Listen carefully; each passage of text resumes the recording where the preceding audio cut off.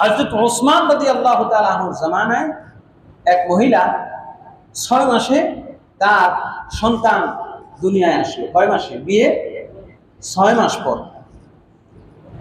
আব্দুল্লাহ ইবনে হযরতে ওসমান ইবনে আফফান রাদিয়াল্লাহু তাআলা আনহুর জামানায় একজন নারী 6 মাসে সন্তান প্রসব করলেন। সন্তান জন্ম দেওয়ার পর এই নিয়ে স্বামী পরিবার তাকে মেনে নিবে? কথা বলেন, মানবে না। মানার কারণ, না মানার কারণ আছে। কারণ 6 মাসে যদি সন্তান হয়, বিয়ের 6 মাস পরে, ধরেন আপনার ছেলে বিয়ে করে 6 মাস পরে বাচ্চা হইলে আপনি মানবেন? কে মানবেন? কে মানবেন? না, মানবেন না। কিন্তু আলী রাদিয়াল্লাহু তাআলা বলছেন না, মানতে। এখন মারাত্মক কথা, আমরা তো জানি যে 9 মাস 8 মাস এত তাড়াতাড়ি 6 মাসে হবে না, সিজার করে বের করলো তো এত তাড়াতাড়ি পাবে।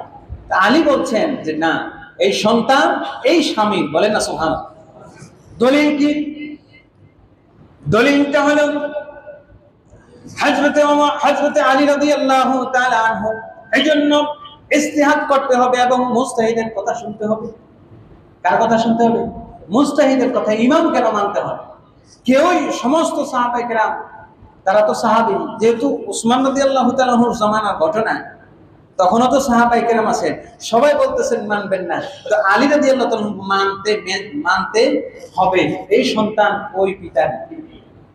তিনি দলিল দিলেন যে আল্লাহ সুবহানাহু ওয়া তাআলা কোরআনে কারীমে সন্তানকে দুগ্ধ পান করার জন্য আল্লাহ সুবহানাহু ওয়া তাআলা সময় দিয়েছেন 2 বছর। কয় বছর? 2 বছর। 2 বছর মানে হলো 24 মাস। কত মাস?